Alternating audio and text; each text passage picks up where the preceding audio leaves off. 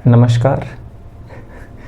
जैसे कि आप सुन पा रहे हो कि हमारे गली के कुत्ते चिल्ला रहे हैं, उनका एक प्रमुख जियोपॉलिटिकल इशू चल रहा है, फिर भी हम लोग पढ़ाई करेंगे, ठीक है? हम लोग को सीखेंगे, उनको करने दो। तो चलो आज हम लोग सीखना चालू करते हैं। चैप्टर 4 थर्मल फेनोमेना, ठीक है? अब हम लोग हीट से रिलेटेड कुछ फेनोमेना पढ़ेंगे। जानते हो, नोमेना मतलब जो घटे और हमें आसानी से दिखाई पड़ जाए, उसका रूट हमें पता चल जाए। और फेनोमेना होता है जो हमें महसूस होता है लेकिन हमें रूट कॉज पता नहीं होता, हम खोजने की कोशिश करते हैं, हमें डायरेक्टली उसका कोई डायरेक्ट रिलेशन देखने को मिलेगा नहीं। तो यहाँ पे चल रहा है थर्मल फेनोमेना, ठीक है? थर्मल फेनोमेना के बारे में आप जानते हैं, हम इनके बारे में पढ़ेंगे। बहुत आसान चैप्टर होता है, इससे न्यूमेरिकल आते हैं, हम वो भी करेंगे। तो पहले एक चीज़ जान लीजिए, कुछ चीज़ें तो हम लोग देखते हैं कि पूरी दुनिया किससे बन के बनी हुई है भैया? एटम से। आपको पता है दुनिया का हर चीज़ किससे बना है? एटम से। Atom is the structural and functional unit of world. यानी मैं बोलूँ, मैं भी एटम से जुड़ के बना हूँ। आप जानते हो मेरा सेल जो है वो हज़ारों एटम से जुड़ के बना है और कई बिलियन सेल से मिल करके हम बने हुए हैं। ये दीवार, ये कैमरा, ये फोटो, सब कुछ किससे बना हुआ है भैया? एटम से बना हुआ है। यानी पूरा दुनिया ही एटम से बना हुआ है। और आप जानते हो एटम से बना हुआ है, तो ज़रा देखते हैं एटम की आगे पीछे की कहानी भी देखेंगे। और इस बार हम देखेंगे हीट के नज़रिए से। कई तरीके के एस्पेक्ट होते हैं एटम को देखने का, कि इलेक्ट्रिकल एनर्जी है या नहीं, एटम के अंदर एटॉमिक एनर्जी है या नहीं, ग्रेविटेशनल एनर्जी है या नहीं। ऐसे आज हम देखने वाले हैं हीट और हीट एनर्जी से जुड़ा क्या रिलेशन होता है हमारे मैटर में, वो हम देखने की कोशिश करते हैं। What is matter in your sweater, यही चल रहा है भाई। तो चलिए, बोला जाता है जब भी हम किसी चीज़ का तापमान बढ़ाएंगे तो उसका काइनेटिक एनर्जी बढ़ेगा। काइनेटिक एनर्जी के बारे में ज़रा आपको पास आइडिया होना चाहिए। काइनेटिक एनर्जी होता है हाफ mv²। तो जिस भी चीज़ का हम टेम्परेचर बढ़ाते हैं उसका क्या बढ़ जाता है? काइनेटिक एनर्जी बढ़ जाता है। और काइनेटिक एनर्जी हाफ mv²। और आपको पता है हाफ एक कांस्टेंट नंबर है जो वैल्यू बदलने वाली नहीं है, चाहे तुम टेम्परेचर बढ़ा दो चाहे घटा दो, हाफ तो हाफ ही रहेगा ना भाई। मास किसी चीज़ का नहीं बढ़ता घटता। क्या ऐसा आपने देखा है क्या कि 10 डिग्री सी पे आप 50 किलो के हैं और 15 डिग्री सी पे आप 60 किलो के हो जाएंगे? बिल्कुल भी नहीं होने वाला। मैटर कभी भी मास जो होता है कांस्टेंट रखता है, ना उसको बढ़ाया जा सकता है ना उसको डिस्ट्रॉय किया जा सकता है। अब तीसरा पैरामीटर आता है स्क्वायर ऑफ द वेलोसिटी। ये भैया एक ऐसा टर्म है जो बढ़ाया घटाया जा सकता है। और आप जानते हो, वही मैंने लिख दिया है कि भाई इन काइनेटिक एनर्जी में हाफ भी कांस्टेंट है, मास भी कांस्टेंट है। यानी ए भैया एक बात समझ में आएगा कि अगर वेलोसिटी इंक्रीज करोगे किसी चीज़ का तो उसका काइनेटिक एनर्जी बढ़ जाएगा। और ये वेलोसिटी किस खेत की मूली है? तो वेलोसिटी जानते हो क्या होता है? Displacement by time. दो तरीके से वेलोसिटी बढ़ाई जा सकती है, या तो डिस्टेंस बढ़ाया जा सके। आप जानते हो दो एटम अगर हैं, ठीक है, इनके बीच अगर कोलिजन बढ़े, वेलोसिटी बढ़े तो इनका गैप बढ़ जाएगा क्या? ये अभी करीब थे, अभी दूर चले जाएंगे। या तो ऐसा हो, या तो इनका कोलिजन टाइम घट जाए। कोलिजन टाइम घट जाए मतलब आप समझ रहे हो, जल्दी जल्दी टकराना चालू कर दें। दो पैरामीटर से वेलोसिटी बढ़ाई जा सकती है। यहाँ पे जानते हो दोनों ही चीज़ें हो रही हैं। जब कोलिजन का फ्रिक्वेंसी बढ़ेगा, काइनेटिक एनर्जी बढ़ेगा, तो वेलोसिटी दो तरीके से बढ़ेगी। एक तो इनका टाइम ऑफ कोलिजन कम हो जाएगा और दूसरा गैप बिटवीन कोलिजन क्या हो जाएगा? ज़्यादा हो जाएगा। ये आपने देखा होगा कि आप पत्थर से अगर मिट्टी, गीली मिट्टी है, उस पर पत्थर फेंकेंगे, धीरे से फेंकेंगे तो कम गड्ढा करेगा, ज़्यादा कस के फेंकेंगे तो ज़्यादा गड्ढा करेगा। यानी जितना ज़्यादा वेलोसिटी होगी उतना ज़्यादा इंटरमॉलिक्यूलर गैप बढ़ेगा, या जितना ज़्यादा इंटरमॉलिक्यूलर गैप होगा उतना ज़्यादा वेलोसिटी आप समझ सकते हो। तो जैसे ही हम टेम्परेचर बढ़ाते हैं काइनेटिक एनर्जी बढ़ता है मॉलिक्यूल के बीच का, और काइनेटिक एनर्जी मॉलिक्यूल के बीच का बढ़ेगा तो मॉलिक्यूल आपस में टकराएंगे, और टकराएंगे इसी को बोलते हैं इफेक्टिव कोलिजन। ये गुलू गुलू नहीं चल रहा है भैया, ये टकराने की बात चल रही है, ठीक है। जैसे ही टकराएंगे यहाँ पे वेलोसिटी बढ़ेगा, वेलोसिटी बढ़ेगा तो क्या होगा आप जानते हो, गैप बिटवीन मॉलिक्यूल बनेगा। अब आप जानते हो मॉलिक्यूल का गैप, आप जानते हो पहले 2 लड्डू करीब थे, दूर चले जाएंगे, और ज़रा इमेजिन करो ऐसा पूरा घर भरा लड्डू है, मेरे पूरे बॉडी का हर सेल टकरा करके जब टेम्परेचर बढ़ रहा है, इफेक्टिव कोल्यूजन हो रहा है, तो इसका साइज बढ़ रहा है। ये पेन है, ये भी तो एटम से मिलकर बना हुआ है, अगर इसका टेम्परेचर बढ़ा जाए तो इसका इफेक्टिव कोल्यूजन बढ़ेगा और गैप बिटवीन मॉलिक्यूल्स बढ़ेगा। अच्छा, जब हर पार्टिकल के बीच का गैप बढ़ रहा है तो आप जानते हो आपको इफेक्टिवली दिखाई देगा जैसे ये पेन थोड़ा लंबा हो गया, लेकिन ये इतना लंबा नहीं हो जाता कि भैया अगर ये पेन है इसको गरमाऊं, ये अभी मान लीजिए 10 सेंटीमीटर का है तो 10 मीटर का हो जाएगा। बहुत थोड़ा डिफरेंस होता है जो हमें यूजुअली आंखों से महसूस नहीं होता, इसीलिए हम इसको फेनोमेना बोलते हैं। ठीक है, तो बोला जाता है जब गैप बिटवीन मॉलिक्यूल बढ़ेगा तो इसके वजह से अगर कोई चीज़ जानते हो केवल 1D है, 1D मतलब अगर मान लीजिए कोई लाइन है पतला सा, अगर उसके अंदर इफेक्टिव कोलिजन बढ़ाया जाए टेम्परेचर बढ़ा करके तो क्या एटम का सेपरेशन बढ़ेगा और कुल मिला के आप देखोगे उसका लाइन ही बड़ा हो जाएगा, जितना पहले लाइन था उतना होगा। अगर कोई कागज जैसा हो, आप मतलब आप समझ सकते हैं जैसे ये पेज है, ठीक है, ये पेज को अगर हीट किया जाए तो इसमें जानते हैं लेंथ भी है और विड्थ भी है, तो दोनों ही बढ़ेंगे, इधर से भी लंबाई बढ़ेगी और इधर से भी लंबाई बढ़ेगी, यानी इसके 2 पैरामीटर बढ़ेंगे, और 2 पैरामीटर बढ़ेंगे तो आप जानते हो एरियल ग्रोथ हो जाएगा, एरियल इंक्रीमेंट हो जाएगा। और आप जानते हो अगर कोई पानी का चीज़ है, जैसे ये रहा भैया, इसके अंदर पानी भरा हुआ है, ठीक है, इसके अंदर मान लीजिए पानी भरा हुआ है, अगर इस पानी को गर्म किया जाए तो पानी में तो वॉल्यूम है, लेंथ भी है, विड्थ भी है और हाइट भी है, यानी इसके तीनों एस्पेक्ट बढ़ेंगे, और तीनों एस्पेक्ट बढ़ जाना यानी वॉल्यूम बढ़ जाना। ये बात आप समझ पा रहे हो क्या? यानी इसके अंदर अगर टेम्परेचर बढ़ाओगे किसी भी चीज़ का, उसका काइनेटिक एनर्जी बढ़ेगा, और काइनेटिक एनर्जी बढ़ेगा तो इफेक्टिव कोलिजन बढ़ेगा, इंटरमॉलिक्यूलर गैप बढ़ेगा, इंटर मतलब बिटवीन 2 मॉलिक्यूल, गैप जो 2 मॉलिक्यूल के बीच है वो बढ़ेगा, और ओवरऑल अगर कोई लंबाई है लंबाई भी बढ़ेगा, विड्थ है विड्थ भी बढ़ेगा, एरिया है एरिया भी बढ़ेगा, वॉल्यूम है वॉल्यूम भी बढ़ेगा। और इसी टर्म को हम लोग एक्सपेंशन बोलते हैं, फैलाव बोलते हैं। क्या बोलते हैं? फैलाव। जैसे रायता फैल गया ना तो रायता एक्सपेंड हो गया, आप ऐसा बोल सकते हो, वही बात कहानी चल रही है।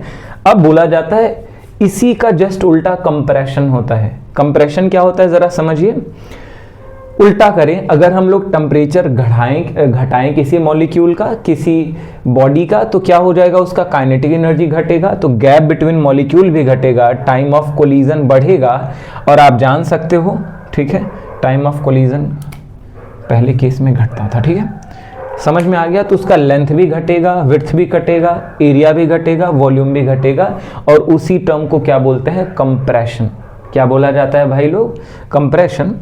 अब एक टर्म बोला जाता है, इसका सिंपल उदाहरण लीजिए, जैसे बर्फ है, अगर उसको टेम्परेचर बढ़ाओगे तो एक्सपेंड होगा, और एक्सपेंड हो जाएगा तो जानते हैं वाटर बन जाएगा, और अगर इसको टेम्परेचर दोगे तो वेपर बन जाएगा। आप जानते हो आइस छोटे जगह में होता है, ठीक है, कम जगह छेकता है, जबकि वाटर ज़्यादा जगह छेकेगा।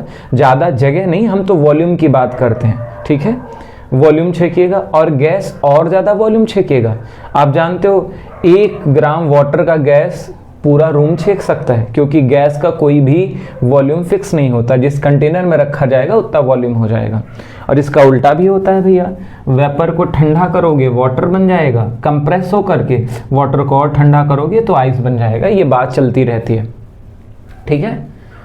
अब यहाँ पे चल रहा है, 2 टर्म में लोग अक्सर कंफ्यूज्ड होते हैं कि हीट क्या होता है और टेम्परेचर क्या होता है।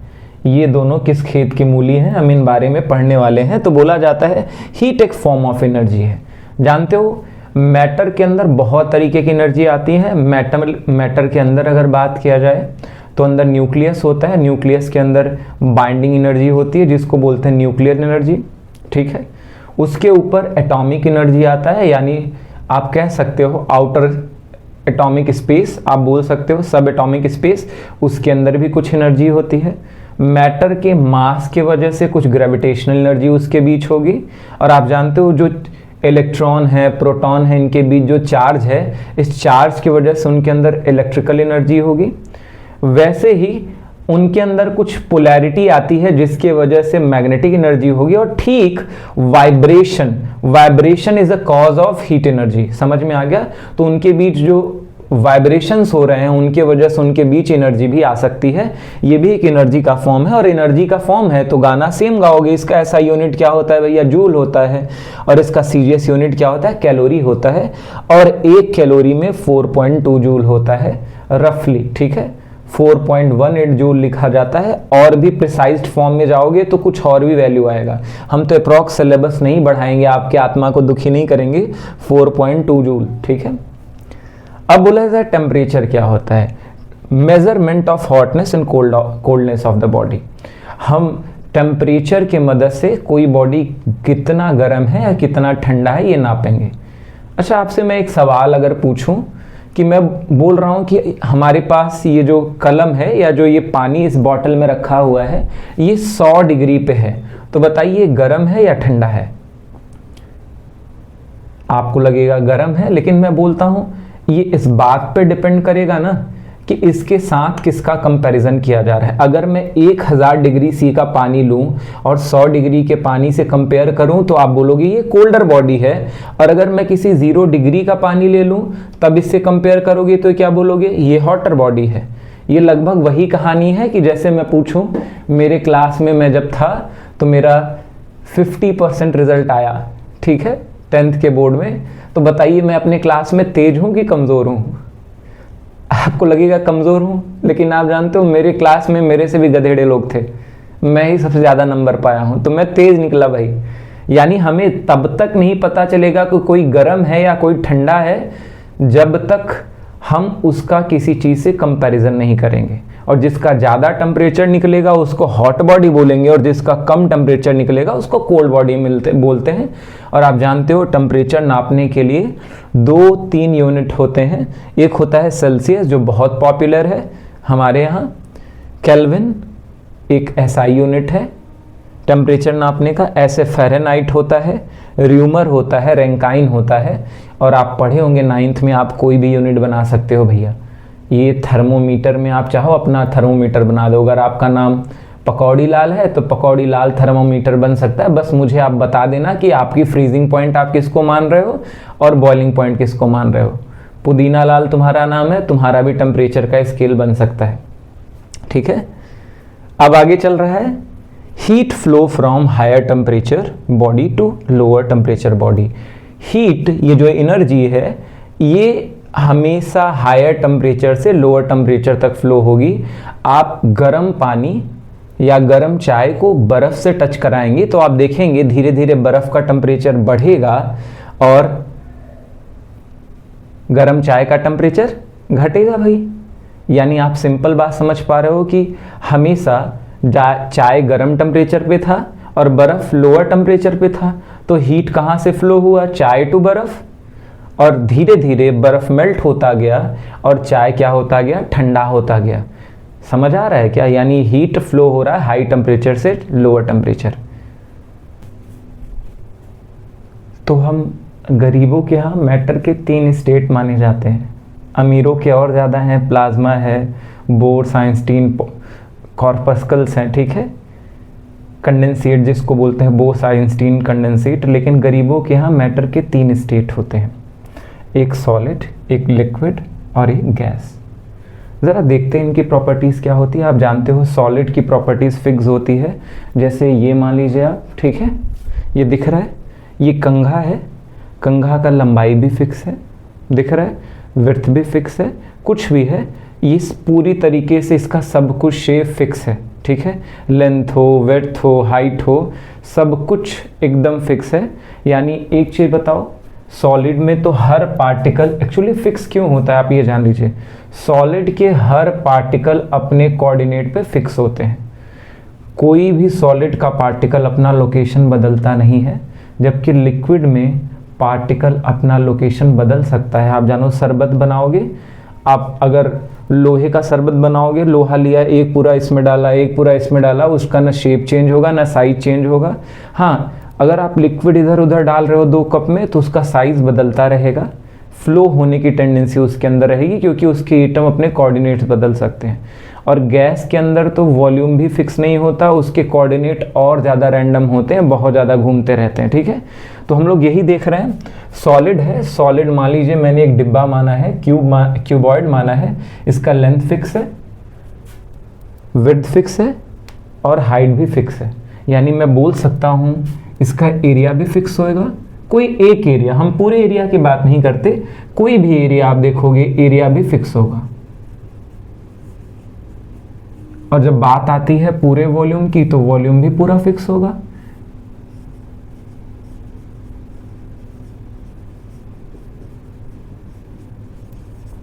वही बात यार अगर लिक्विड में किया जाए तो लिक्विड में जानते हो लेंथ, ब्रेथ, हाइट ये सब फिक्स नहीं होता, एरिया भी फिक्स नहीं होता। आप जानो, आप छोटे कटोरी में कोई या छोटे ग्लास में आप पानी डालो, वो लंबा ऊंचा ज़्यादा हो जाता है, सरफेस एरिया कम रहता है। जबकि उसी पानी को थाली में डालो तो एरिया ज़्यादा हो जाएगा सरफेस, और लेंथ या हाइट कम हो जाएगा। यानी हमें एक चीज़ पता चल चुका है कि लिक्विड में केवल वॉल्यूम फिक्स हो सकता है। आप 1 लीटर अगर आप पानी लेंगे तो चाहे आप भगोने में पानी रख दीजिए 1 लीटर, चाहे डिब्बे में रख दीजिए, चाहे चाय के पन्नी में रख दीजिए, हर जगह उसका वॉल्यूम 1 लीटर ही रहने वाला है। लेकिन हाँ, शेप उसका बदलेगा, और जब शेप बदलेगा तो लेंथ, विड्थ और हाइट तीनों बदलेगा। अब गैस की बात किया जाए तो गैस का वॉल्यूम भी फिक्स नहीं होता भैया। गैस का ना शेप फिक्स है ना वॉल्यूम फिक्स है। भला लिक्विड में तो कुछ सहूलियत था कि इसका वॉल्यूम फिक्स था, गैस का वॉल्यूम फिक्स नहीं है। अगर आप 1 ग्राम गैस एक छोटी सी डिबिया में रख देंगे तो उसका वॉल्यूम इतना हो जाएगा। वही 1 ग्राम गैस अगर आप 10 लीटर के किसी डिब्बे में रख देंगे, कंटेनर में रख देंगे, तो उसका वॉल्यूम कितना माना जाएगा? 10 लीटर माना जाएगा। तो गैस का तो वॉल्यूम भी फिक्स नहीं है। लेकिन अगर हम लोग थर्मल फिनोमेना देखने वाले हैं, क्या असर होने वाला है, तो हम हमेशा गैस को एक कांस्टेंट प्रेशर पे रखेंगे, ठीक है। और जब कांस्टेंट प्रेशर पे रखा जाएगा, आप जानते हो टेम्परेचर का रिलेशन देखा जा रहा है, तो आप जानते हो टेम्परेचर बढ़ाओगे तो वॉल्यूम बढ़ेगा, बॉयल्स लॉ फॉलो करेगा। तो एक चीज़ आप अपने मन मंदिर में बैठा लीजिए भाई, आत्मा में बैठा लीजिए कि गैस में हम केवल बॉयल्स के कंडीशन पे जब प्रेशर कांस्टेंट हो तभी हम देख सकते हैं कि थर्मल फिनोमेनन से इसका क्या रिलेशन है। अब आप जानते हो जब किसी का लेंथ भी है, विड्थ भी है, हाइट भी है और L/B एरिया भी होता है, तो अगर मान लीजिए इसको मैं गर्म करना चालू कर दूं, इसको मैंने गर्म किया तो ये लंबाई भी बढ़ेगा थोड़ा बहुत, ये विड्थ भी बढ़ेगा, और जब लंबाई और विड्थ बढ़ेगा तो L/B बढ़ेगा, तो एरिया भी क्या होगा? बढ़ेगा। और अगर हाइट भी बढ़ेगा तो L/B/H भी बढ़ेगा, यानी वॉल्यूम भी बढ़ेगा। यानी सॉलिड में अगर आप एक लाइन का एक्सपेंशन देख रहे हो, आपके ऊपर डिपेंड करता है। अगर आप जानना चाहते हो ये लाइन बढ़ा कि नहीं, ये लाइन घटा कि नहीं, तब भी देखेंगे कुछ होगा, ठीक है। इसी को बोलते हैं लीनियर एक्सपेंशन। अगर आप किसी लाइन का इंक्रीमेंट देखना चाहते हैं, किसी खास लाइन कितना बढ़ रहा है टेम्परेचर बढ़ाने पे, इसी को बोलते हैं लीनियर एक्सपेंशन। ऐसे ही अगर मैं किसी एरिया के बारे में बात करूं, L/B के बारे में बात करूं, तो जानते हो जब L भी बढ़ रहा है, B भी बढ़ रहा है, तो L/B भी बढ़ेगा। यानी इसी को बोलते हैं दूसरे तरीके का एक्सपेंशन। अगर किसी का सरफेस बड़ा हो जाए, इसी को बोलते हैं सुपरफिशियल या एरियल एक्सपेंशन। और किसी का वॉल्यूम बढ़ जाए, L/B/H तीनों बढ़ जा रहा है, यानी तीनों पैरामीटर। आप बोलोगे यार सॉलिड में तीनों चीज बढ़ रहा है, लेकिन अगर मैं केवल किसी लेंथ को या किसी एक लाइन को देखूंगा तो मैं बोलूंगा लीनियर एक्सपेंशन। अगर किसी सरफेस एरिया, ऊपर वाला नीचे वाला किसी सरफेस एरिया को ऑब्जर्व कर रहा हूं तो मैं क्या देखूंगा? Superficial expansion. और अगर पूरे वॉल्यूम की बात करूंगा तो मैं क्या बोलूंगा? वॉल्यूमेट्रिक एक्सपेंशन, ठीक है। बात आती है लिक्विड में। लिक्विड में लीनियर एक्सपेंशन, सुपरफिशियल एक्सपेंशन देखा ही नहीं जा सकता। तुम वेसल बदलोगे, उसका शेप अलग हो जाएगा, लेंथ ब्रेथ अलग हो जाएगा। तो कैसे हम देख सकते हैं? और गैस को बॉयल्स लॉ पे रखा जाए तब भी उसके अंदर लेंथ और ब्रेथ फिक्स नहीं होता, उसका क्या फिक्स होता है? वॉल्यूम। तो आप जान लीजिए, देखते हैं 3 तरीके का एक्सपेंशन रायता फैलाया जा सकता है 3 तरीके से गर्म करके। पहला लीनियर एक्सपेंशन, कोई 1D ऑब्जर्वेशन कर रहे हैं, 1D ऑब्जेक्ट हो या ना हो जरूरी नहीं है, 1D ऑब्जर्वेशन होना चाहिए। जैसे मैं इस पेन का केवल लंबाई नापने में देखना चाहता हूं कि अगर टेम्परेचर बढ़ाऊं तो इसका लंबाई बढ़ेगा या नहीं, तब मैं इसका लीनियर एक्सपेंशन देखूंगा, यानी 1D एक्सपेंशन देखूंगा। हाँ, अगर इसका सरफेस एरिया बढ़ा टेम्परेचर बदलने पे तो क्या देखूंगा कि सरफेस एरिया कितना बढ़ा कितना घटा, इसी को क्या बोलते हैं, एरियल एक्सपेंशन। तो दूसरा क्या होता है, सुपरफिशियल या एरियल एक्सपेंशन। एरियल एक्सपेंशन किसी एरिया पे देखा जाता है, जरूरी नहीं है कि वो एरियल चीज ही हो सकता है वो वॉल्यूमेट्रिक चीजें हैं, उसके अंदर वॉल्यूम भी एग्जिस्ट करता हो, लेकिन हम केवल उसका एरिया देखने वाले हैं कि टेम्परेचर बढ़ाने पे एरिया कितना बढ़ा, तो हम क्या देखेंगे, सुपरफिशियल एक्सपेंशन। और अगर हम किसी के वॉल्यूम में कितना चेंज आ गया ये देखने की कोशिश करेंगे तो हम क्या करेंगे, वॉल्यूमेट्रिक एक्सपेंशन पढ़ने की कोशिश करेंगे। ये बात समझ लीजिए। तो 3 तरीके के expansion, linear expansion, superficial expansion, volumetric expansion. अच्छा एक चीज बताओ, चेंज मतलब क्या होता है, वो बदल गया। एक्सपेंशन होगा तो मैं देखूंगा बाद में क्या लंबाई हुई, पहले क्या लंबाई थी। जिसमें लेंथ फिक्स ही नहीं है, विड्थ फिक्स ही नहीं है, उनमें क्या लंबाई देखने की जरूरत है क्या। जिसका एरिया फिक्स नहीं है उसमें बढ़ते हुए एरिया को भी कैसे देख पाओगे। तो आप जान लीजिए लीनियर एक्सपेंशन पाया जाता है सॉलिड में, ठीक है, क्योंकि इसका लेंथ भी फिक्स हो सकता है। लीनियर एक्सपेंशन के साथ साथ सुपरफिशियल एक्सपेंशन भी सॉलिड में पाया जा सकता है, क्योंकि इसका एल और बी दोनों फिक्स है, यानी इसका कोई एरिया भी फिक्स है, हर एरिया फिक्स है। यानी मैं बोल सकता हूँ सॉलिड में सुपरफिशियल एक्सपेंशन भी पाया जाता है। और सॉलिड का अगर पूरा वॉल्यूम का बढ़ोतरी देख रहा हूँ, इंक्रीमेंट देख रहा हूँ, तो मैं वॉल्यूमेट्रिक एक्सपेंशन भी ऑब्जर्व कर पाऊंगा। यानी मैं बोल सकता हूँ सॉलिड में वॉल्यूमेट्रिक एक्सपेंशन भी होगा। जबकि लिक्विड और गैस में तो भैया लेंथ विड्थ जैसा कोई चीज़ नहीं है, क्योंकि इनका शेप ही फिक्स नहीं है, इनके एटम अपनी जगह फिक्स नहीं है। तो लिक्विड और गैस में केवल वॉल्यूमेट्रिक एक्सपेंशन आता है। ठीक है भैया, यहाँ तक बातें समझ आ गई।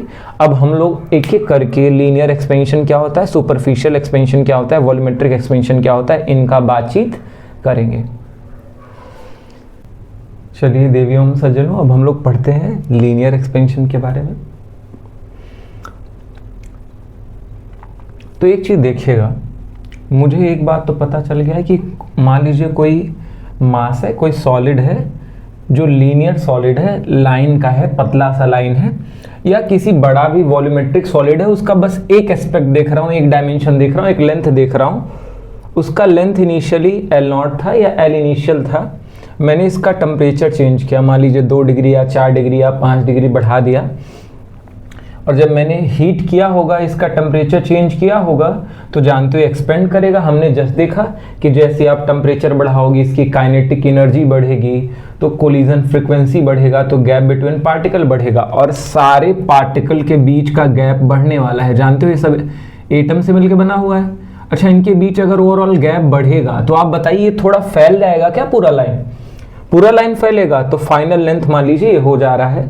तो आपसे अगर पूछा जाए चेंज इन लेंथ क्या होता है, पहले मान लीजिए 1 मीटर था, अभी 1.1 हो गया, तो आप क्या बोलेंगे? चलिए हम लिख लेते हैं। पहले मान लीजिए 1 मीटर था, और अगर हमने हीट किया इसको तो ये हो गया 1.1 मीटर। तो आपसे चेंज इन लेंथ पूछा जाएगा तो आप क्या लिखेंगे? Final length minus initial length. यानी मैं लिख सकता हूँ 1.1 माइनस 1, यानी कितना हो गया? 0.1 मीटर। समझ में आ गया? तो आपसे जब भी पूछा जाए जरा बता दीजिए कि चेंज इन लेंथ कितना आता है, तो हमेशा आप क्या लिखते हैं? Final length minus initial length. ये एकदम याद रखिएगा, ठीक है। अब हम देखते हैं किन किन बातों पे डिपेंड करता है, आश्रित है कि कितना लेंथ में इंक्रीमेंट आएगा। तो 3 बात होती हैं, 3 पैरामीटर्स होती हैं जिन पर डिपेंड करता है कि कितना एक्सपेंशन होने वाला है। पहला बोला जाता है इनिशियल लेंथ कितना है बॉडी का।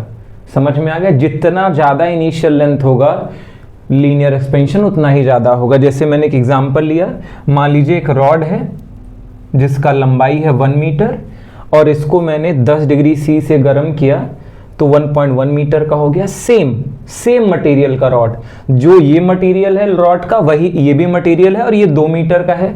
तो अगर इसको 10 डिग्री से गर्म करोगे तो इसकी लंबाई सेम एस्पेक्ट में बढ़ेगी, तो कितना हो जाएगा? 2.2 मीटर हो जाएगा। यानी यहाँ पे चेंज इन लेंथ कितने का आएगा? 0.1, और जब 2 मीटर का बॉडी लिया गया तो कितने का चेंज आया? 0.2 का। यानी जितना ज़्यादा लंबाई लिया जाएगा उतना ही ज़्यादा एक्सपेंशन देखने को मिलेगा। अब दूसरा बात क्या कह रहा है, जितना ज़्यादा टेम्परेचर का चेंज होगा उतना ज़्यादा एक्सपेंशन देखने को मिलेगा।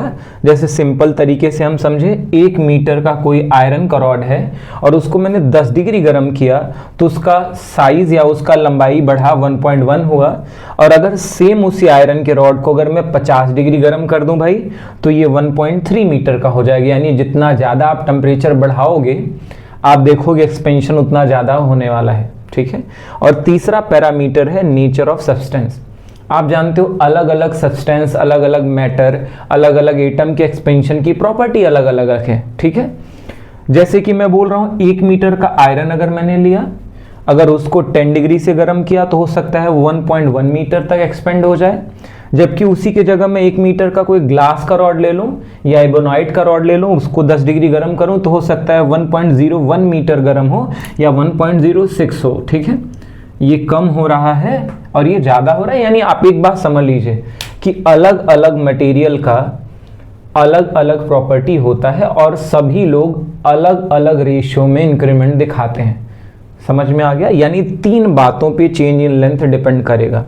इनिशियल लेंथ कितना था उस ऑब्जेक्ट का, कितना टेम्परेचर में बदलाव किया जा रहा है और कैसा नेचर ऑफ सब्सटेंस है, जिसको हम लोग अल्फा बोलते हैं। ये अल्फा प्रोपोर्शनल बता रहा है, ये अल्फा सिंबल है ये नेचर ऑफ सब्सटेंस के लिए फॉर लीनियर ऑब्जेक्ट या लीनियर ऑब्जर्वेशन।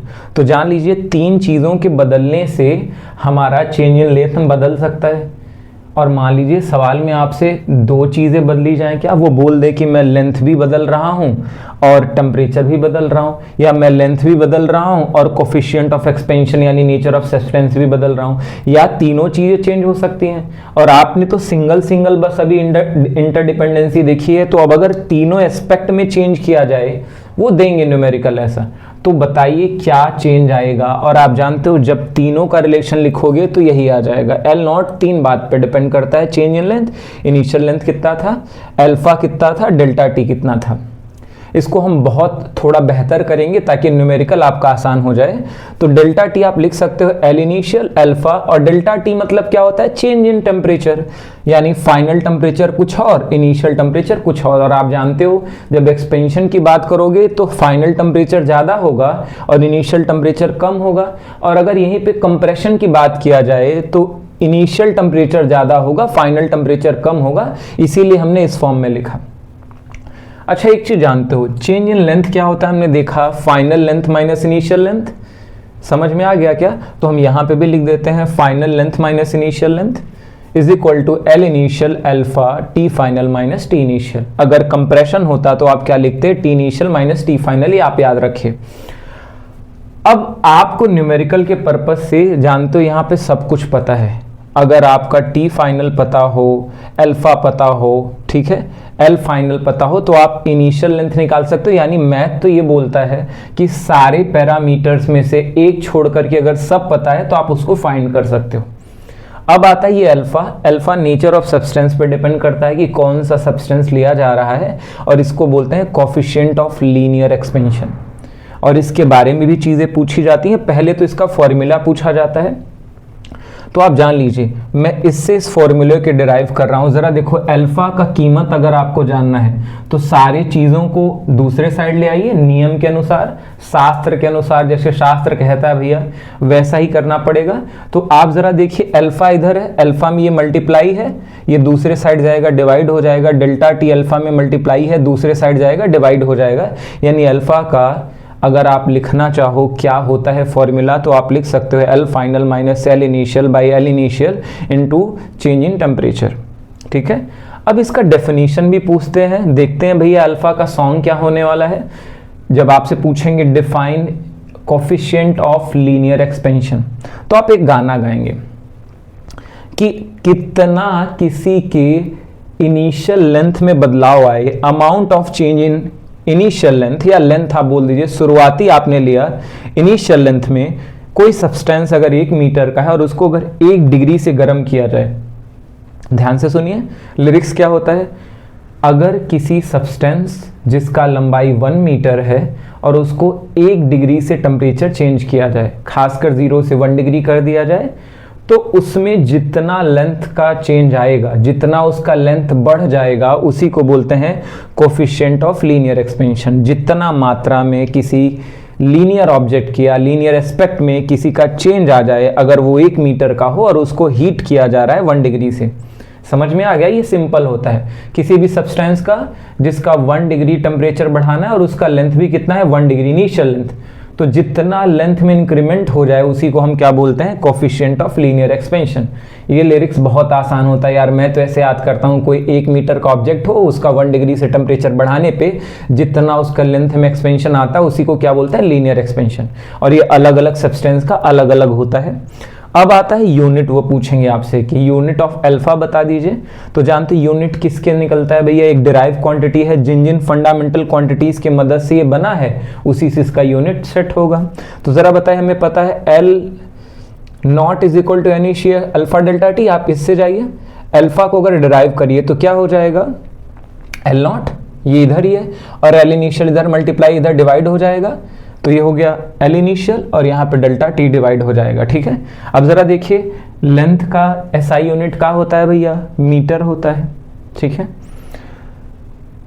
लेंथ का SI यूनिट क्या होता है, नीचे डिनोमिनेटर में मीटर, और आप मान लीजिए यहाँ पे केल्विन लिख दीजिए, टेम्परेचर लिख दीजिए, कोई फर्क नहीं पड़ता। चलो हम यहाँ डिग्री सी लेके चलते हैं। ठीक है, तो जरा देखना, मैंने देखा कि नीचे टेम्परेचर का यूनिट मैंने डिग्री सी रखा, हो सकता है यहाँ पे फ़ारेनहाइट रखा जाए, रैंकाइन रखा जाए, र्यूमर रखा जाए, कुछ भी हो सकता है।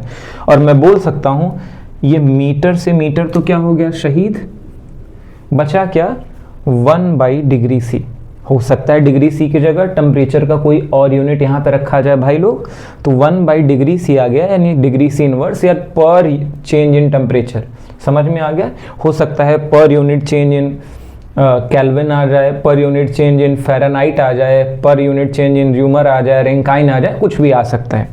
ये बात समझ आ रहा है? और एक सवाल आपसे और पूछा जाता है, वैसे न्यूमेरिकल के लिए बेस्ट है, लेकिन अगर आप प्रिसाइजली आप चाहना चाहते हो कि फाइनल लेंथ अगर पूछ लिया, चेंज इन लेंथ तो हम फॉर्मूला से निकाल लेंगे, फाइनल लेंथ कैसे निकालेंगे? तो आप जानते हो फाइनल लेंथ क्या होता है, ज़रा देखने की कोशिश करें। तो आप जानते हो फाइनल लेंथ अगर यहाँ से जानने की कोशिश करें तो फाइनल लेंथ को अकेला करिए, ये -L उधर ले जाओगे क्या हो जाएगा, +L। तो मैंने लिख लिया L इनिशियल, और ये तो पहले से था L initial alpha delta T. अब जरा देखो, L इनिशियल N इनिशियल 2 जगह है, कॉमन निकाल रहा हूँ N इनिशियल को, तो क्या बच रहा है, यहाँ पे 1 बच रहा है मन की आंखों से देखो, और यहाँ पे अल्फा डेल्टा टी बच रहा है। यानी आपको लेंथ फाइनल अगर निकालना है तो आप ऐसे कर सकते हो।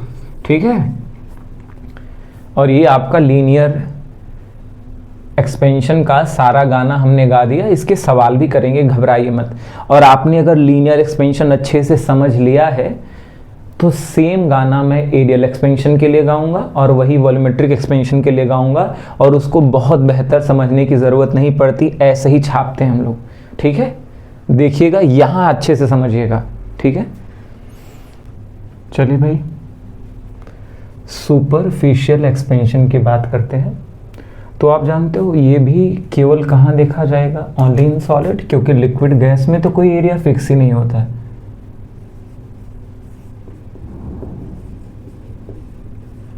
और आप जानते हो, मान लीजिए कोई एरिया है, मान लीजिए कोई पेपर है या कोई रॉड है, एक्सपेंडेड रॉड है, उसका लेंथ है L इनिशियल और विड्थ है B इनिशियल, इसका मोटाई बिल्कुल नहीं है, एकदम पतला सिम ट्रिम है भाई।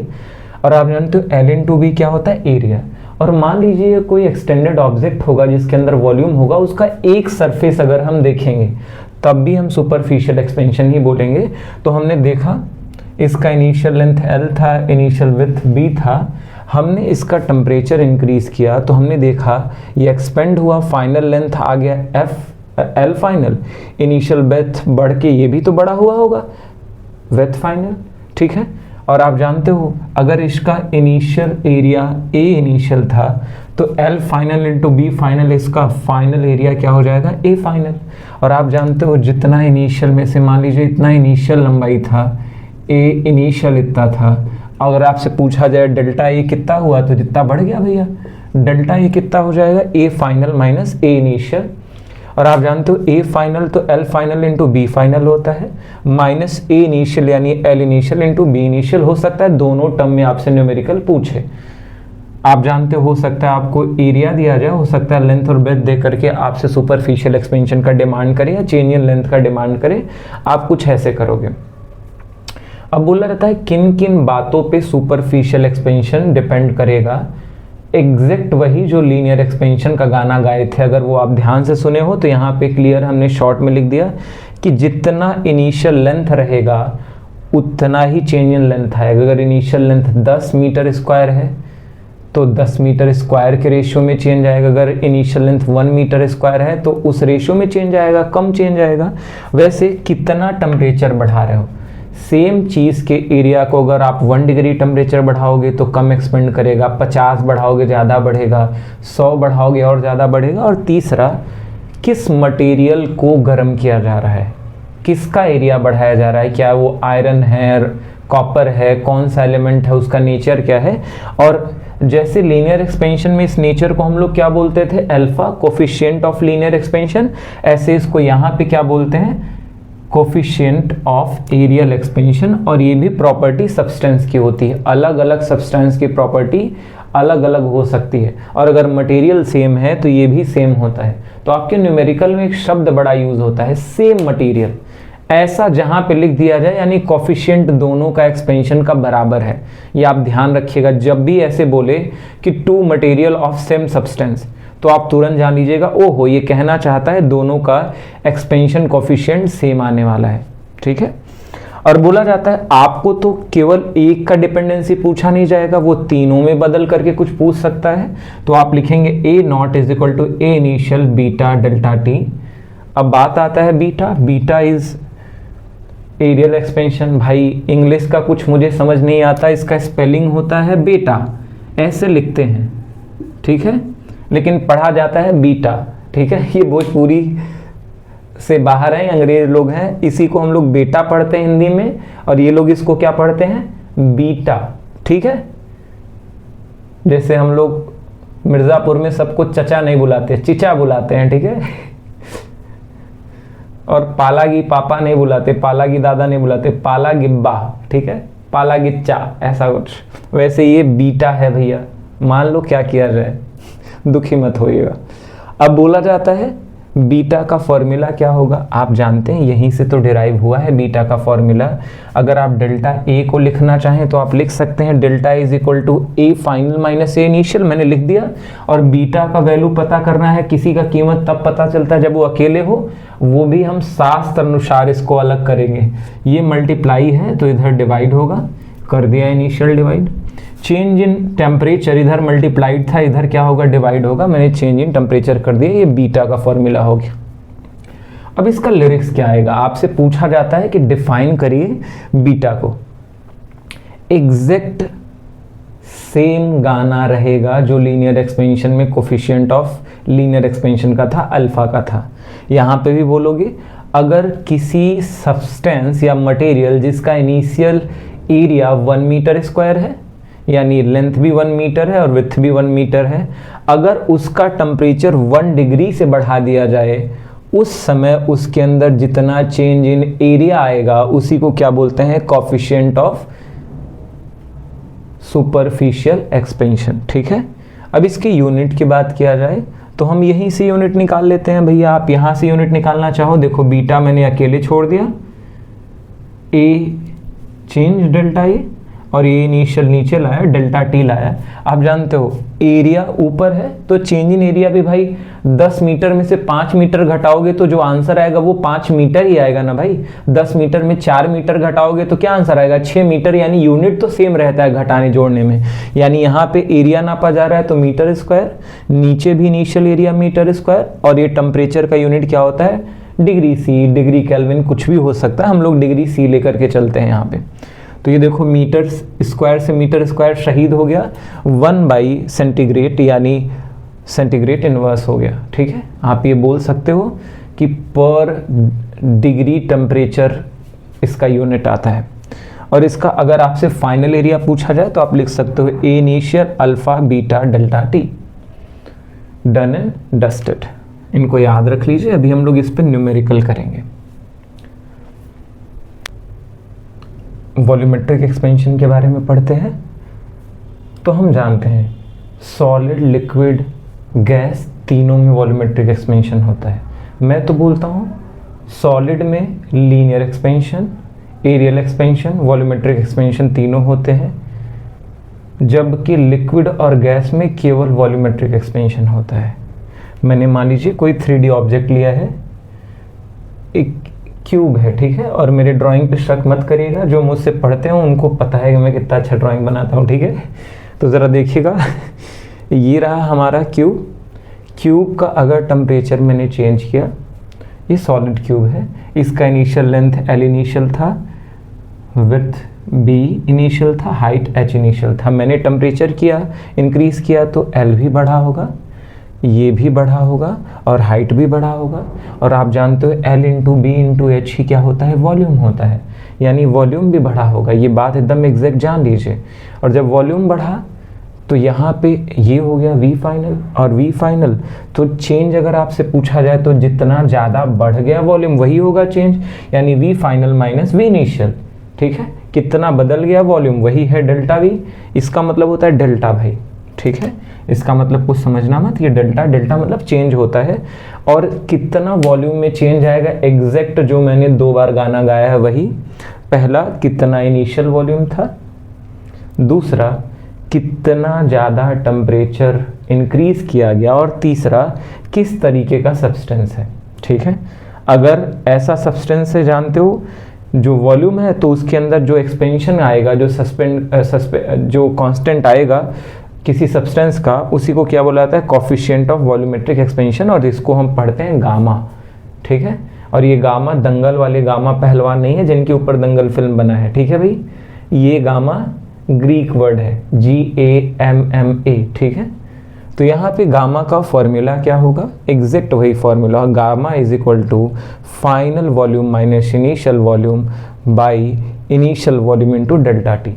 भाई ये एग्जैक्ट था। अगर अल्फा के बारे में बोलते थे तो हम बोलते थे change in length by initial length into delta T. अगर हम लोग सुपरफिशियल एक्सपेंशन की बात करते थे तो हम क्या लिखते थे, beta is equal to change in area by initial area into delta T. Exact यही तो गाना गाया जा रहा है हमारा, ठीक है। तो आप ध्यान से देखिए भैया, सेम ऐसा ही चल रहा है। बोला जाता है गामा का गाना कैसे गाएंगे, जैसे वहाँ पे गाते थे लीनियर एक्सपेंशन में गाते थे, अगर कोई 1 मीटर का सब्सटेंस और उसका टेम्परेचर 1 डिग्री से बढ़ा दें तो जितना लेंथ में इंक्रीमेंट आएगा उसी को क्या बोलते हैं, लीनियर एक्सपेंशन। वैसे एरियल एक्सपेंशन में क्या बोलेंगे, अगर कोई 1 मीटर स्क्वायर एरिया लिया जाए और उसका डिग्री 1 डिग्री C से टेम्परेचर चेंज किया जाए तो जितना चेंज इन एरिया आता है उसी को क्या बोलते हैं, बीटा, यानी सुपरफिशियल कोफिशिएंट ऑफ एक्सपेंशन। अब तीसरा आ रहा है वॉल्यूमेट्रिक कोफिशिएंट। क्या आ रहा है भैया, अगर किसी 1 मीटर क्यूब वॉल्यूम का टेम्परेचर 1 डिग्री से चेंज किया जाए तो जितना उसके वॉल्यूम में परिवर्तन आएगा उसी को बोलते हैं कोफिशिएंट ऑफ वॉल्यूमेट्रिक एक्सपेंशन, यानी गामा। या एक और गाना आता है फॉर गैस, क्योंकि गैस को हम कब देखते हैं, एट कांस्टेंट प्रेशर, क्योंकि जानते हो प्रेशर टेम्परेचर दोनों बढ़ने घटने से वॉल्यूम बढ़ सकता है। तो आप 2 चीज़ बढ़ाओगे घटाओगे तो आपको कैसे पता चलेगा कि ये खास चीज़ टेम्परेचर की वजह से हो रहा है। इसीलिए हम लोग प्रेशर कांस्टेंट रखते हैं। तो हम बोल सकते हैं अगर किसी गैस का कांस्टेंट प्रेशर है तो जानते हो 1 डिग्री टेम्परेचर बढ़ाने पे उसका वॉल्यूम 1/273 टाइम क्या हो जाता है, बढ़ जाता है। ये फिक्स है, ये किसी भी गैस के लिए, अगर वो आइडियल गैस है फिक्स है, तो गामा गैस के लिए क्या होता है 1/273। और आप यूनिट तो जानते हैं गामा की पर डिग्री C आएगा। अल्फा का भी पर डिग्री C आया था, बीटा का भी क्या आया था, पर डिग्री C आया था, और गामा का भी क्या आएगा भैया, पर डिग्री C आएगा। अब एक बहुत बढ़िया प्रॉपर्टी है, सेम मटेरियल है, जैसे मैं कोई लोहा ले रहा हूँ, ठीक है, आयरन ले रहा हूँ या कॉपर ले रहा हूँ या स्टील ले रहा हूँ, कुछ भी सेम मटेरियल है, तो उसका लीनियर कोफिशिएंट, एरियल कोफिशिएंट और वॉल्यूमेट्रिक कोफिशिएंट का रेशियो हमेशा 1:2:3 आता है। और इसके मदद से वो सवाल पूछते हैं। फॉर आयरन ऐसा कुछ बोलेंगे, लीनियर कोफिशिएंट 1 है तो मान लीजिए 10 है तो आप उसका एरियल कोफिशिएंट बता दीजिए, तो आप ऐसे करेंगे A/A1 is equal to B/B2 करके आप जो रिलेशन आएगा यहाँ पे अल्फा रख दीजिएगा, बीटा पूछा जा रहा है तो बीटा पता कर लीजिएगा, और अगर बीटा दिया जा रहा है अल्फा पूछा जा रहा है पता कर लीजिए। यानी आप लिख सकते हो beta is equal to 2 alpha, या आप इनका रिलेशन पता कर सकते हो बीटा और गामा का, beta by gamma is equal to 2/3, 3 beta is equal to 2 gamma. आप चाहो अल्फा और गामा का भी पता कर सकते हो, 1 gamma is equal to 3 alpha आएगा। ठीक है, ये बात एकदम कंफर्म हो गई। ये बहुत आसान होता है, इसके न्यूमेरिकल ध्यान लीजिएगा। सेम मटेरियल आपको हिंट दिया जाएगा, सेम मटेरियल, या कोई ऐसे बोल देगा आयरन का बना कोई चीज़ है। ठीक है, यहाँ तक की बातें हम लोग देख रहे हैं। अब हम लोग कुछ नया टर्म अब हम पढ़ने वाले हैं ट्रांसफ़र ऑफ हीट। हमने पढ़ा कि कौन गर्म करने पे कितना फैलेगा, कितना रायता फैल जाएगा, रायता फैला लिया। अब आपसे पूछा जाएगा कि भैया मुझे एग्जैक्ट बताइए कि अगर किसी चीज़ को गर्म किया जा रहा है तो कितना हीट एनर्जी ट्रांसफ़र हो रहा है, 10 जूल, 20 जूल या 50 कैलोरी या 100 कैलोरी, एग्जैक्ट वैल्यू में बता दीजिए। तो पहले हम देखते हैं हीट ट्रांसफ़र कितने तरीके से हो सकता है। 3 तरीके से हो सकता है। एक को बोलते हैं कंडक्शन, एक को बोलते हैं कन्वेक्शन और एक को बोलते हैं रेडिएशन। आप जान लीजिए, जब कभी हीट ट्रांसफ़र के दौरान मॉलिक्यूल का मूवमेंट ना हो, केवल हीट ट्रांसफ़र हो, उसी को क्या बोलते हैं कंडक्शन। जैसे एग्जांपल ये पेन हो गया, यहाँ पे मैं गर्म करूँगा तो यहाँ का ये रंग दौड़ के यहाँ थोड़ी ना आएगा, बस हीट ट्रांसफ़र होता जाएगा। जैसे आप बर्तन रखते हो जब आप फ्लेम पे, तो क्या होता है, बर्तन गर्म हो जाता है, ऐसा थोड़ी ना होता है कि उसका बॉटम पलट के ऊपर आ जाता है। ठीक है, इसको बोलते हैं कंडक्शन। और कंडक्शन वहाँ होगा जहाँ पे पार्टिकल अपने जगह फिक्स हो रहे हैं। सॉलिड में होता है, थोड़ा बहुत लिक्विड गैस में होता है, ठीक है, बहुत कम।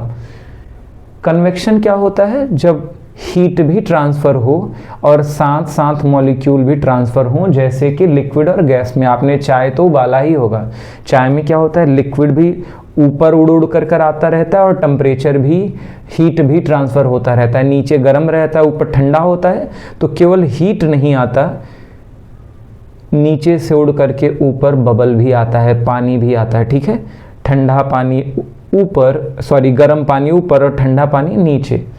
रेडिएशन क्या होता है, जानते हैं, गैस में भी ये कन्वेक्शन देखने को मिलता है। भाई ये जो आंधी तूफान आते हैं, ये सभी किसके वजह से आते हैं, कन्वेक्शन। जो सी ब्रीज, लैंड ब्रीज है, वो भी किसके वजह से होता है, कन्वेक्शन।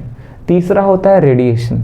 रेडिएशन क्या होता है, जहाँ से हीट रिलीज हो रहा है और जहाँ तक पहुँचेगा बीच में कोई मीडियम ही नहीं है।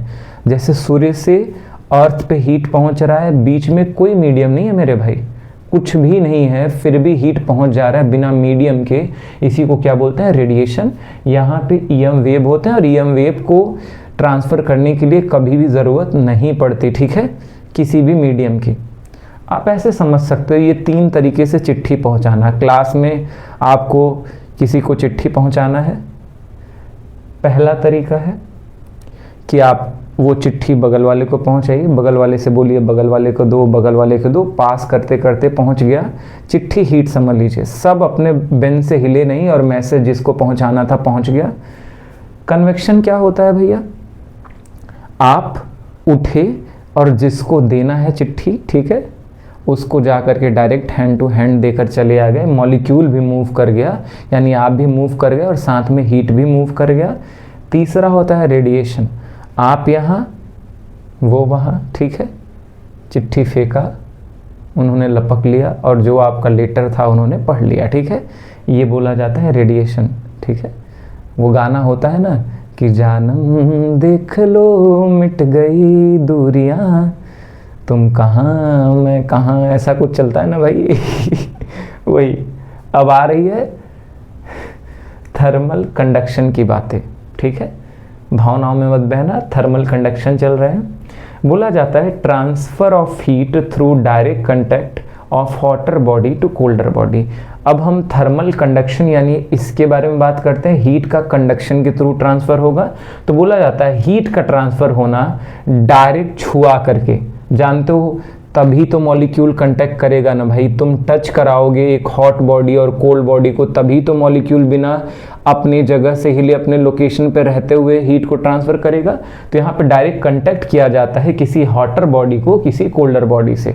ये बात समझ आ गया। और हीट ट्रांसफ़र होगा hotter body to colder body. हाँ, यहाँ पे पार्टिकल मूव नहीं करते, ठीक है, अपनी जगह पे पार्टिकल टिके रहेंगे। और आप जानते हो जितने भी मेटल होते हैं वो गुड कंडक्टर ऑफ हीट होते हैं, जैसे एल्यूमिनियम हो गया, ब्रास हो गया, कॉपर हो गया, आयरन हो गया, ये सभी metal good conductor of heat होते हैं। जबकि सारे नॉन मेटल, अक्सर सारे non metal, generally all non metal और बैड कंडक्टर ऑफ हीट, जैसे कि ग्लास हो गया, वुड हो गया, आप कुछ भी बोल सकते हो। यही कारण है कि हम लोग जो खाना बनाने वाला बर्तन होता है उसका बेस बनाते हैं मेटल का, लेकिन उसका हैंडल कैसा बनाते हैं भैया, नॉन मेटल का, लकड़ी का, वुड का, इन सब चीज़ का, वुड का बनाएंगे या प्लास्टिक का बना देंगे, ठीक है। यहाँ पे प्लास्टिक भी लिख सकते हैं आप, प्लास्टिक, ठीक है, प्लास्टिक है। तो जानते हो इसीलिए हम लोग पैन जब बनाते हैं तो उसका बेस किसका बनाते हैं पूरा, जिसमें खाना पकाना है, मेटल का, ताकि जल्दी तवा गरम हो जाए, जल्दी कढ़ाई गरम हो जाए।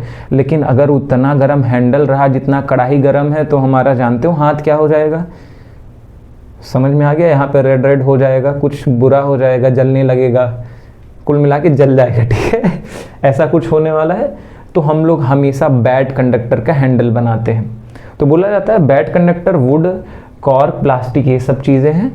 अब एक इम्पॉर्टेंट चीज़ है डायमंड, एक एलोट्रॉप है कार्बन का, जो कि जनरली कार्बन क्या होता है, बैड कंडक्टर है इलेक्ट्रिसिटी का, नॉन मेटल है, लेकिन डायमंड की कंडक्टिविटी होती है, गुड कंडक्टर होता है इलेक्ट्रिसिटी का। सॉरी, इलेक्ट्रिसिटी नहीं भैया, हीट की बात की जा रही है। हीट का क्या होता है, गुड कंडक्टर होता है, यानी जल्दी हीट ट्रांसफ़र कर सकता है। अब बोला जाता है कंडक्शन का रेट किस में ज़्यादा होगा, सॉलिड में सबसे ज़्यादा, उससे कम लिक्विड में, उससे कम गैस में। अब बोला जाता है भैया कितना अमाउंट में हीट ट्रांसफ़र हो रहा है, मुझे एग्जैक्ट मात्रा जाना है, तो हम कुछ फैक्टर्स को देखेंगे जिन पे हीट डिपेंड करता है कि कितना हीट ट्रांसफ़र होने वाला है, ठीक है भाई।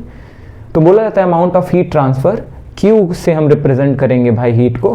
तो ज़रा हम लोग देखने वाले हैं कि हीट कैसे पढ़ा जाएगा। तो हम एक रॉड ले रहे हैं, क्या है भाई, इसी को मान लीजिए रॉड है, जिसका ये surface area, cross section area A है और ये भी बराबर है ए है, समझ आ रहा है। और इन दोनों एंड के बीच का गैप कुछ एल है लंबाई।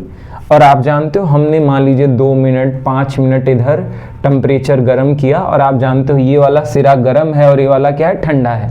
तो हीट ट्रांसफ़र किधर होगा, गर्म से ठंडा। तो एग्जैक्ट ऐसे इस पेन के इस सिरा को मैंने गर्म किया, आग से गर्म किया, किसी भी तरीके से गर्म किया, तो हीट यहाँ से यहाँ ट्रांसफ़र होगा। तो देखते हैं किन किन बातों पे डिपेंड करता है और कैसी डिपेंडेंसी है। तो बोला जाता है 5 फैक्टर होते हैं जिन पे डिपेंड करता है कितना ट्रांसफ़र ऑफ हीट होने वाला है। पहला बोला जाता है भैया the difference between temperature of 2 and, जितना इन दोनों एंड के बीच का टेम्परेचर डिफरेंस रहेगा उतना ज़्यादा हीट ट्रांसफ़र होगा, ठीक है। जैसे यहाँ पे 50 डिग्री है और यहाँ पे 10 डिग्री है, ठीक है, तो इनके बीच का टेम्परेचर डिफरेंस कितना हो गया, डेल्टा टी 40। और अगर मान लीजिए मैं यहाँ पे बोल दूँ यहाँ पे 30 डिग्री सी है और यहाँ पे 10 है, तो टेम्परेचर डिफरेंस कितना हो गया, 20। और आप जानते हो जितना कम टेम्परेचर डिफरेंस रहेगा उतना कम अमाउंट में हीट ट्रांसफ़र होगा। आप जानते हो अगर आप अपने 100 डिग्री के चाय को बर्फ़ के पास लाओगे वो जल्दी पिघलेगा, समझ में आ गया, क्योंकि ज़्यादा हीट ट्रांसफ़र हो रहा है। जबकि तुम बर्फ़ के सामने अपना बॉडी ला करके टच कराओगे, आप हमारा बॉडी का भी टेम्परेचर तो 37 डिग्री सी है और उबलते चाय का 100 डिग्री सी के अप्रॉक्स है, तो हम लोग जब अपना बॉडी टच कराएंगे तो इतना तेज बर्फ़ पिघलेगा नहीं, ठीक है, ये बात आपको पता है। तो यानी जितना टेम्परेचर डिफरेंस रहता है उतना ज़्यादा हीट का ट्रांसफ़र होता है। दूसरा फैक्टर बोल रहा है कितने समय तक हीट किया जा रहा है। जी हाँ भाई, मैं 1 मिनट तक बर्फ़ को टच किए रहूं तब ज़्यादा बर्फ़ पिघलेगा कि इसको मैं 2 सेकंड के लिए टच करूं। आप जानते हो जब 1 मिनट के लिए करूंगा यानी 60 सेकंड के लिए करूंगा तो ज़्यादा हीट ट्रांसफ़र होगा, क्योंकि ज़्यादा समय मैंने दिया, इन दोनों को ज़्यादा समय तक कंटेक्ट में रखा। अब आगे चल रहा है तीसरा, cross section area. Cross section area जितना ज़्यादा होता है, यानी ये वाला एरिया और ये वाला एरिया जितना ज़्यादा होगा उतना ज़्यादा हीट का ट्रांसफ़र होगा।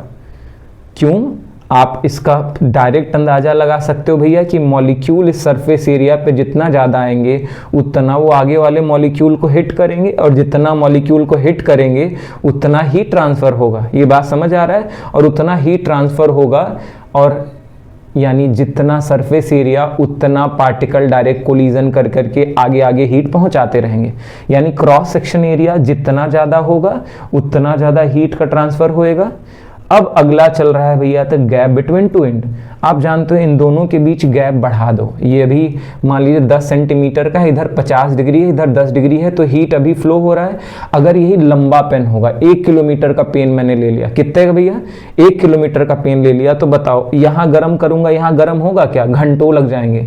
जबकि इस छोटे में आसानी से हो जाएगी। यानी दो एंड के बीच जितना गैप होगा लीनियर उतना कम हीट ट्रांसफर होगा। इसको बोलते हैं इनवर्सली प्रोपोर्शनल। ठीक है, ये सभी डायरेक्टली प्रोपोर्शनल है। टेम्परेचर डिफरेंस ज़्यादा तो हीट ट्रांसफर ज़्यादा, टाइम जितना ज़्यादा तक गर्म किया जाएगा उतना ही ट्रांसफर ज़्यादा होगा, जितना क्रॉस सेक्शन एरिया उतना ही ट्रांसफर ज़्यादा, लेकिन जितना दो एंड के बीच में गैप ज़्यादा उतना हीट ट्रांसफर कम। और एक आता है नेचर ऑफ मटेरियल। ठीक है, या इसी को बोलते हैं थर्मल कंडक्टिविटी। ठीक है, कि भैया नेचर भी तो पता चले। मान लीजिए मैंने ये लोहा लिया और इतना ही बड़ा मैंने प्लास्टिक का पेन लिया, इधर 50 डिग्री रखा, इधर 10 डिग्री रखा। आप जानते हो लोहे में, लोहा एक गुड कंडक्टर है, मेटल सब गुड कंडक्टर होते थे। यहाँ से यहाँ हीट ट्रांसफ़र ज़्यादा रेट से होगा, जबकि ये प्लास्टिक का है। प्लास्टिक में हीट ट्रांसफ़र क्या होगा? कम होगा, कम अमाउंट में होगा, सेम टाइम में।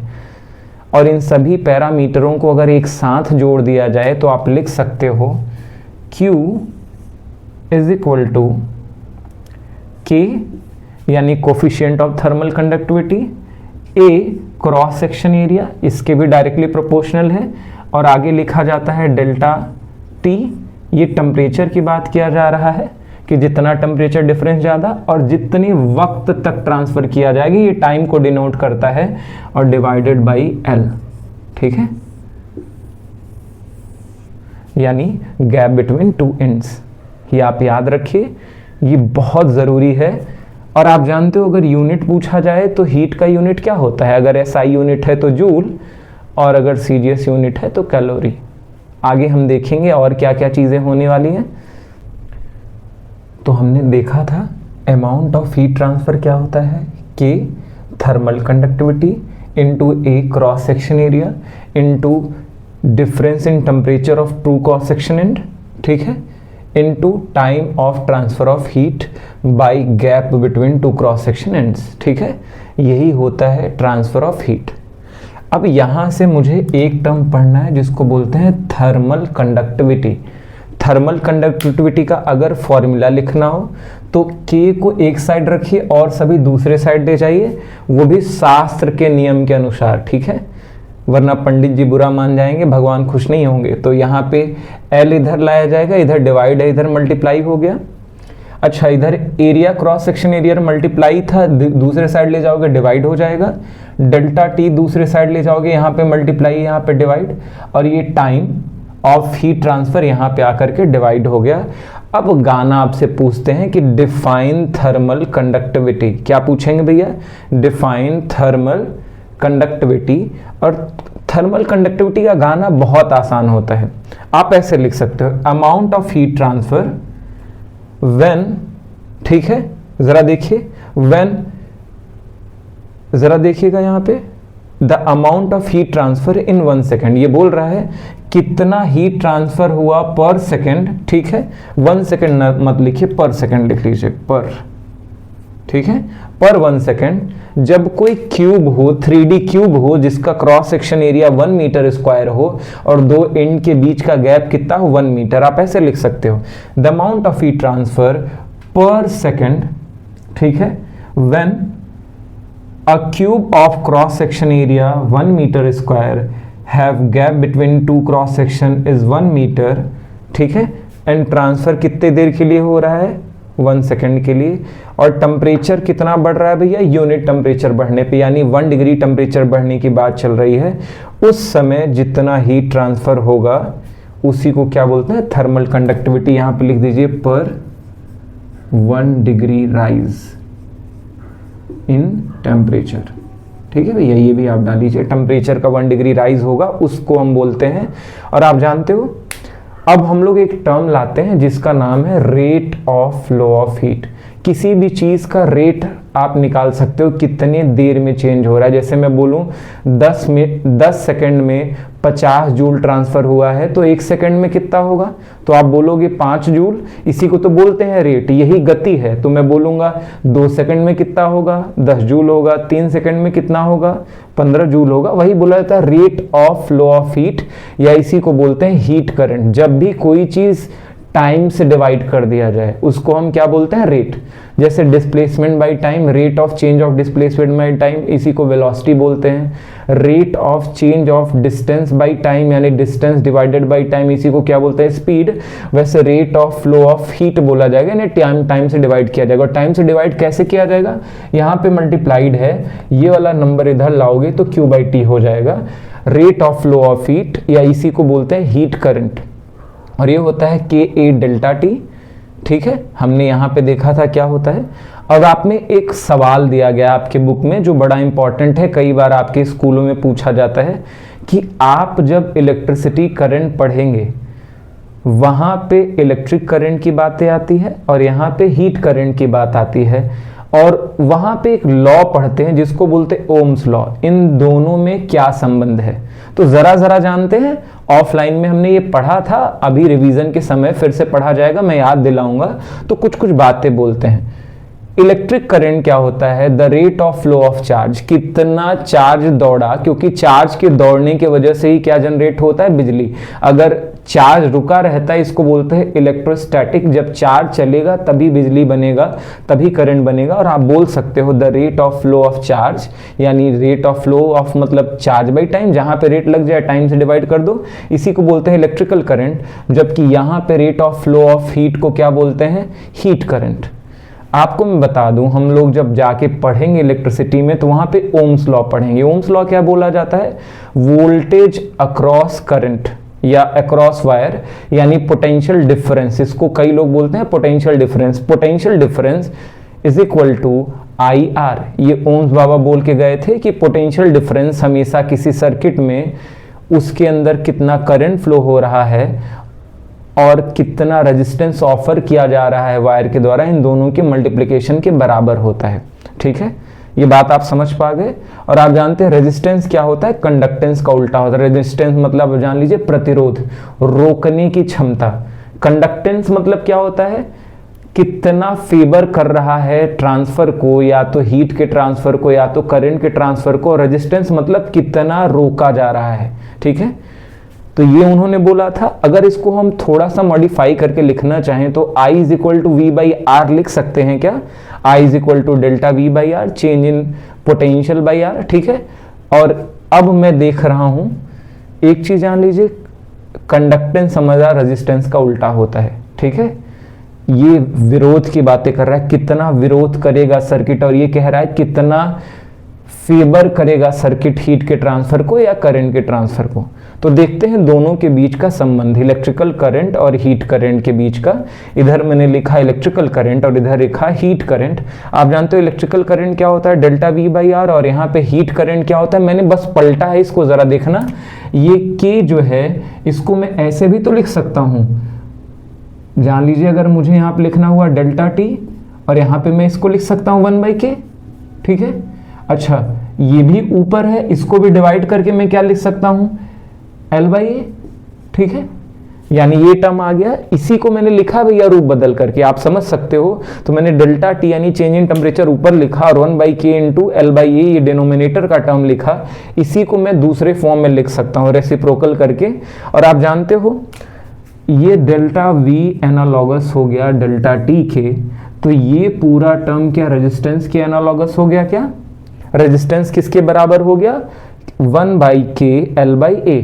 आप जानते हो ये होता है कंडक्टिविटी, थर्मल कंडक्टिविटी। तो इसको मैं क्या बोलूंगा भैया, ये दोनों एनालॉगस हैं, तो मैं बोल सकता हूं ये क्या है, थर्मल रेजिस्टिविटी या थर्मल रेजिस्टेंस है, THERMAL, थर्मल रेजिस्टेंस। ठीक है भैया, थर्मल रेजिस्टेंस 1/k L/A, और आप जानती है 1/k को ही हम रो के फॉर्म में लिख सकते हैं। यानी कंडक्टिविटी का उल्टा क्या होगा, जब कंडक्टेंस का उल्टा रेजिस्टेंस होता है तो कंडक्टिविटी का उल्टा क्या हो जाएगा, रेजिस्टिविटी। तो 1/k ये कंडक्टिविटी था, इसका उल्टा कर दूंगा तो रेजिस्टिविटी आ जाएगा, और इसको बोलते हैं रो, RHO, ठीक है। और रो L/A मैंने लिख दिया, और ये जो रो है इसी को हम क्या बोलते हैं, थर्मल रेजिस्टिविटी, और यही रिलेशन होता है दोनों के बीच। तो आपसे एक सवाल पूछा जाएगा, डज ट्रांसफर ऑफ हीट या heat current follow Ohm's law? बोलोगे बिल्कुल। वो पूछेंगे क्या इलेक्ट्रिकल करंट और हीट करंट में कोई एनालॉजी है, आप बोलोगे हाँ, और ऐसे ही आप प्रूव करोगे, ठीक है। अब सवाल की बारी आती है, यहाँ तक अगर समझ में आ गया तो बताइए, नहीं समझ में आया तो वो भी मुझे कमेंट में बताइए। तो चलिए अब लास्ट टॉपिक पढ़ते हैं, यूनिट थर्मल कंडक्टिविटी का आपसे पूछा जाएगा। निकालना बहुत आसान है, K = QL/A डेल्टा T आप जानते हो, ये तो हमें पता है। अगर आपसे SI यूनिट पूछा जाए, एनर्जी का SI यूनिट होता है जूल, लेंथ का SI यूनिट होता है मीटर, एरिया का SI यूनिट होता है मीटर स्क्वायर, टेम्परेचर का SI यूनिट होता है केल्विन, और टाइम का SI यूनिट होता है पर सेकेंड, ठीक है, यानी सेकेंड आ गया। आप ये फॉर्मूला याद रखेंगे, आपका काम बन जाएगा। QL divided by area into change in बड़का टी इंटू छोटका टी। बड़का टी क्या है भैया, ये टेम्परेचर को डिनोट करता है, छोटका टी टाइम को।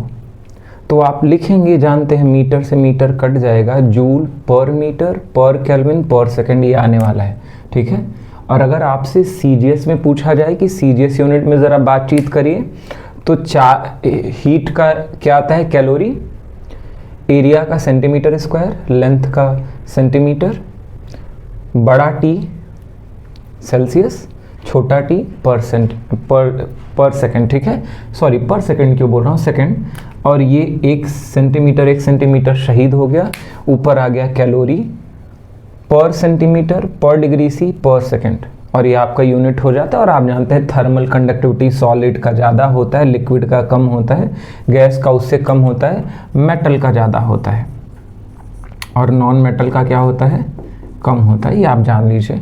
अब एक सवाल पूछा जा रहा है कि एक कॉपर बार है जिसको 0 डिग्री C अगर रेस किया जाए टेम्परेचर, सॉरी, एक कॉपर बार एट 0 डिग्री C, यानी एक कॉपर बार जिसका लंबाई है 2 मीटर, जो 0 डिग्री C पे है, अगर उसका टेम्परेचर बढ़ाया जा रहा है और बढ़ा करके 200 डिग्री C कर दिया जाता है, तब उसके लेंथ में चेंज कितना आता है, ये 2 मीटर से कन्वर्ट होकर के 200.68 सेंटीमीटर हो जाता है। तो इस कॉपर मटेरियल का अल्फा, बीटा और गामा बताइए, ठीक है। तीनों चीज़ें बतानी है, ठीक है। अब यहाँ पे हम देखते हैं, ज़रा देखने की कोशिश करना। यहाँ पे आ जाएगा इनिशियल लेंथ हमारा क्या है भैया, पहले तो हम फॉर्मूला लगते हैं। हमको क्या चाहिए, इसने रॉड दिया हुआ है और लेंथ दिया हुआ, यानी हम अल्फ़ा निकाल सकते हैं। यानी अल्फ़ा = क्या आ जाएगा, delta L by L initial into क्या आ जाता है भैया, डेल्टा T। और आप जानते हो चेंज इन लेंथ कितना होने वाला है, फाइनल लेंथ जितना है। अच्छा, ये सेंटीमीटर में और ये मीटर में है, तो सेंटीमीटर को मीटर में कन्वर्ट करने के लिए डिवाइडेड बाई 100 करते हैं क्या, यानी 200.68 डिवाइडेड बाई 100, ये मीटर में मैंने कन्वर्ट कर लिया, और माइनस हमारा अब इनिशियल लेंथ 2 हो गया, और ये डिवाइडेड बाई इनिशियल लेंथ हमारा 2 था, और टेम्परेचर का चेंज कितना हो रहा है, 200, ठीक है भाई। अब ज़रा हम लोग इसको सॉल्व करने की कोशिश करेंगे, हो जाएगा 2.0068 माइनस 2 बाई 2 इंटू 200, ठीक है। अब आप इसको सॉल्व करेंगे तो आ जाता है 0.0068 बाई 400, ठीक है। ये कुछ टर्म आ रहा है, नीचे 400 और ऊपर क्या आ गया 0068, क्योंकि इतने में घटाओगे यही आएगा भैया मीटर में। अब जानते हो यहाँ पे 2 0 अगर हटाया जाए, ठीक है, 2 0 हटाया जाए तो डेसिमल प्लेसेस और 2 प्लेसेस आगे चलेंगे, यानी हो जाएगा 0.000068/4। और आप जानते हो अगर मैं इनको बेहतर लिखना चाहूँ तो ज़रा बताओ, 1 2 3 4 5 6 यानी 10⁻⁻6 लिखूँगा, और यहाँ पे है 68, और 68 को आप लिखना चाहोगे और ये अल्फ़ा आ रहा है मेरे भाई, ठीक है। आप लिख सकते हो 68 डिवाइडेड बाई 4, 4 1 जा 4, ठीक है, 2 बचा, 4 7 जा 28, 4 5 जा 20, 4 6 जा 24, 4 7 जा 28, यानी 1.7 इंटू 10⁻⁻6, और ये क्या आ गया पर डिग्री सी। अब आपसे पूछा जाएगा बीटा बता दीजिए, तो बीटा बताना बहुत आसान होता है, beta is equal to 2 alpha होता है। आपने देखा था मटेरियल सेम है तो यही होने वाला है, यानी 2 इंटू 1.7 इंटू 10⁻⁻6 पर डिग्री सी। और अगर आपको गामा पूछा जाए, गामा क्या होता है, 3 अल्फ़ा होता है, और अल्फ़ा का वैल्यू पता है 3 इंटू 1.7 इंटू 10⁻⁻6 पर डिग्री सी। आप ये कह सकते हो, बहुत आसान होता है, निकाल लेना। अब दूसरा आ रहा है, अगर कोई बॉडी है, सवाल नंबर 2 देखते हैं भैया। अगर कोई बॉडी है, ठीक है, जिसका सरफेस एरिया 2 मीटर स्क्वायर है इनिशियली, यानी इनिशियल लेंथ ये है भैया, यानी मैं बोलूँगा सॉरी इनिशियल एरिया है, एरिया इनिशियल बोला जाता है। इसको हीट किया जा रहा है 10 से 20 डिग्री सी, यानी ये टेम्परेचर इनिशियल है और ये टेम्परेचर क्या है भैया, T फाइनल है। और बोला जाता है इसका कोफिशिएंट ऑफ एक्सपेंशन दिया हुआ है 4, तो बताइए इसका फाइनल लेंथ कितना होगा।